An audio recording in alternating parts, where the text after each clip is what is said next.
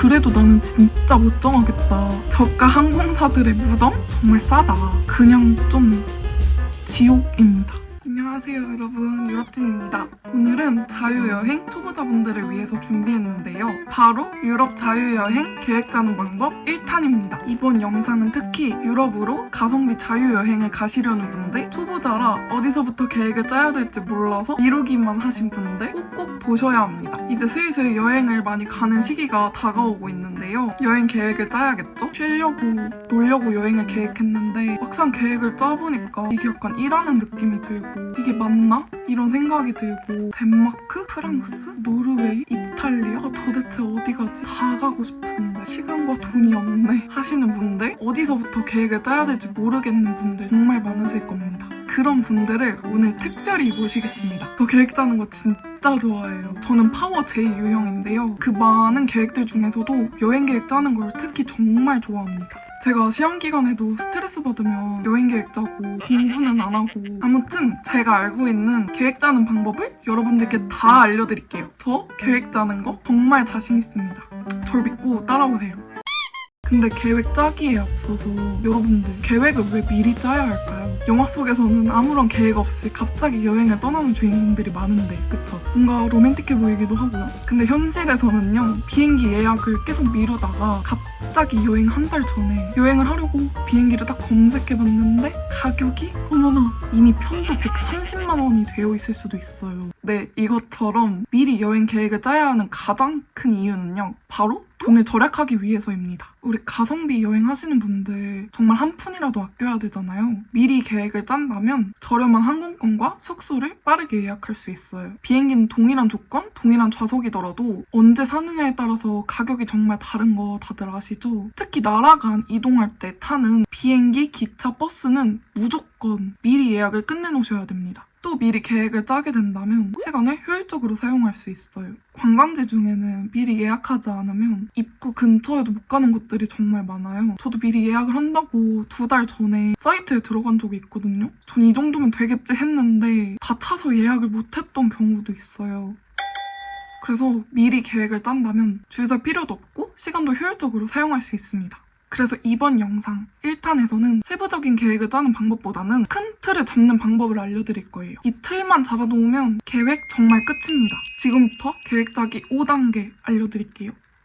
1단계는 여행 조건 정하기입니다. 먼저 이번 여행의 목적을 한번 생각해보세요. 쉽게 말하면 키워드를 설정하면 좋아요. 예를 들면 가성비, 자연, 명소, 음식, 디자인 탐방, 건축 기행, 도시 즐기기, 클럽 이런 식으로요. 키워드를 정했다면 항목별 중요도를 설정해야 돼요. 숙소, 식비, 이동 이 세 가지는 여행에서 가장 돈을 많이 쓰는 카테고리인데요. 이 세 가지를 자신에게 중요한 순서대로 한번 나열해보세요. 예를 들어서 남들이랑 같은 방 쓰는 거 절대 싫다 하시는 분들은 숙소를 가장 중요하게 생각하시면 되고요. 이동하는 시간이 좀 짧고 편해야 여행에서 체력을 아낄 수 있다 이렇게 생각하시는 분들은 이동을 가장 중요한 우선순위로 두시면 되고요. 그 나라 음식 무조건 다 먹어야 된다 하시는 분들은 식비를 가장 중요하게 생각하면 되겠죠? 2단계는 날짜 정하기입니다. 여행을 갈 기간과 날짜를 대충 정해보세요. 비행기표 가격에 따라서 플러스 마이너스 3일 정도는 유연하게 바꾸실 수도 있어요. 여행 갈 기간을 정한다면 내가 대충 몇 개의 나라를 갈 수 있을지 각이 좀 잡혀요. 세 번째는 나라 정하기. 이번 여행에 어디를 가고 싶은지 자신의 여행 키워드에 맞춰서 정하면 돼요. 예를 들어서 키워드가 가성비다. 그러면 폴란드나 헝가리, 체코로 정하고, 만약 숨겨진 나라 발굴하기다. 그러면 발트 3국, 슬로베니아, 크로아티아 이런 식으로 정하면 돼요. 근데 키워드만으로는 나라가 잘 생각이 안 나시죠? 이럴 때 키워드에 맞춰서 네이버에서 검색해보시고 블로그나 카페를 참고하시면 됩니다. 그런데도 나라를 못 정하겠는데요? 이때 비행기표를 검색해보면 좋아요. 우리가 이미 2단계에서 날짜를 정했잖아요. 그래서 스카이스캐너나 구글, 네이버 같은 비행기표를 살 수 있는 사이트 중에서 하나를 참고해서 가격을 검색해보세요. 저는 주로 스카이스캐너를 참고합니다. 예를 들면 나는 덴마크를 갈 거야. 그러면 덴마크를 출발지에 넣고 도착지에 어디든지 검색을 눌러볼게요. 그리고 날짜를 입력하면 저렴한 순서대로 나와요. 이런 식으로 나라를 정하는 것도 정말 좋습니다. 아니면 정말 가고 싶은 나라 하나를 정하고 가까운 곳을 묶어보는 것도 좋아요. 예를 들면 난 덴마크를 가니까 독일의 함부르크도 가야겠다. 그럼 베를린도? 이렇게요. 아니면 사람들이 많이 가는 코스로 이동하는 것도 좋아요. 사람들이 많이 가는 곳은 이유가 있으니까 인기 있는 여행지겠죠? 아, 그래도 나는 진짜 못 정하겠다 하시는 분들 있을 겁니다. 제가 간단하게 추천해드릴게요. 사람 없는 곳이 좋고 자연이 너무 좋다. 덴마크, 스웨덴, 노르웨이, 핀란드 같은 북유럽. 난 클럽 광이다.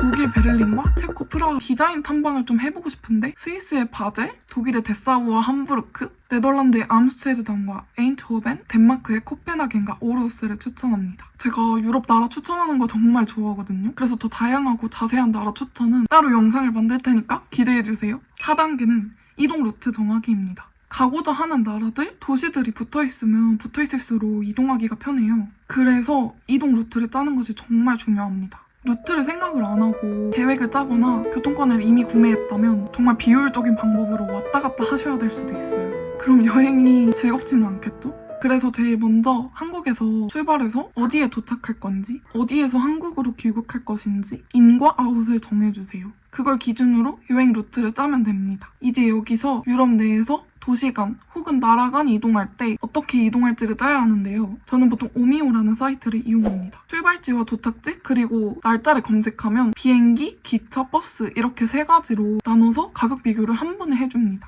걸리는 시간하고 도착하는 곳, 가격을 비교해보면서 고르실 수 있습니다. 근데 이동수단이 3가지나 되는 만큼 이동수단을 고르실 때도 고민이 많으실 거예요. 제가 비행기, 기차, 버스 3가지 이동수단의 장단점을 말씀드릴게요. 우선 비행기는 짐 걱정을 덜 해도 되고 편합니다. 하지만 시간이 생각보다 오래 걸려요. 이동하는 시간은 짧을 수 있어도 공항까지 가는데 걸리는 시간, 보안 검색하는데 걸리는 시간 이런 걸 합치면 오히려 기차나 버스보다 더 오래 걸릴 수도 있어요. 그리고 여러분들이 유럽 내에서 나라 간 이동을 하실 때 보통 저가 항공을 많이 타실 텐데요. 보통 저가 항공사는 그 도시의 메인 공항을 이용하지 않는 경우가 많아요. 그래서 그 도시의 메인 공항이 아닌 경우에는 저가 항공사들의 무덤 같은 공항이 있어요. 예를 들면 파리의 오를리나 보베 아니면 런던의 스탠스터드, 루턴 이런 공항이요. 그냥 좀 지옥입니다. 처음 가신다면 이런 곳이 조금 당황스러울 수는 있어요. 미리 도착했는데도 비행기 탑승 시작 시간이 30분 남았는데도 보안 검사조차 못했을 수가 있어요.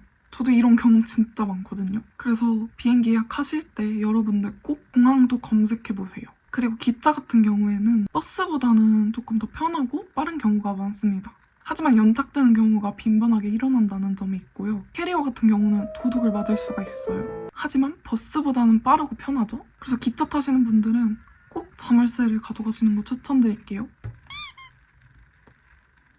그리고 기차역 같은 경우에는 정말 복잡하고 큰 경우가 많아서 내가 타야 하는 곳 플랫폼을 정말 잘 봐야 합니다. 버스 같은 경우에는 대표적으로 나라 간 이동할 때나 도시 간 이동할 때 많이 타는 버스가 플릭스버스랑 레지오젯이 있죠. 이런 버스들은 시간은 좀 오래 걸릴 수도 있지만 정말 싸다. 암스테르담에서 파리까지 6만 원? 가능합니다. 근데 이런 경우에 버스만 8시간을 타야 하는 경우도 있어요. 하지만 청춘이신 분들은 한 버스 8시간 타보시는 것도 저는 정말 추천합니다. 대신 3시간째부터 엉덩이가 약간 오목해질 수도 있습니다.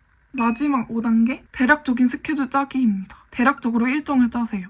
그러니까 각 나라별 며칠을 묵을 건지 생각해보세요. 이제 보통 여기에서 그 나라들의 유명한 것들을 검색해보면 좋습니다. 관광지나 음식점 같은 경우요. 너무 막 세세하게 다 짜려고 검색해보시진 마시고 정말 대충 검색해본 다음 내가 여기서 이걸 다 하려면 며칠 정도 묵어야겠다를 생각해보시면 좋아요. 사실 음식점 같은 경우도 좀 나중에 세세하게 계획을 짜실 때 찾아보시고 관광지나 액티비티 위주로 먼저 찾아보시면 좋습니다.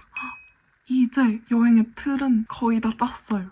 근데 뭐가 너무 많고 복잡하다. 나는 P라서 지금 너무 버겁다. 나는 그냥 유럽만 가면 된다. 어느 나라? 아니, 나는 그냥 유럽이면 된다. 그러면 그냥 네이버 블로그에 유럽 자유여행, 뚜벅이 여행 이런 키워드들을 검색하셔서 그대로 따라하시면 돼요.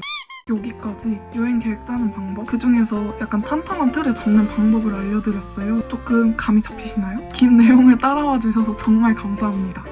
자세한 내용, 특히 숙소와 비행기 티켓, 교통권 예약하는 꿀팁은 2탄에서 세세하게 알려드릴게요. 여러분, 제가 여행 계획을 짜면서 여행하면서 경험한 것들이 정말 많은데 제가 여행 계획 짜는 걸 정말 좋아하는 만큼 이걸 여러분들께 다 알려드리고 싶어요. 다음 영상도 꼭 기대해 주셨으면 좋겠습니다. 여러분, 궁금하신 점이나 다음에 보고 싶은 내용이 있으시다면 꼭 댓글 부탁드릴게요. 그럼 모두들 즐거운 여행 계획하세요.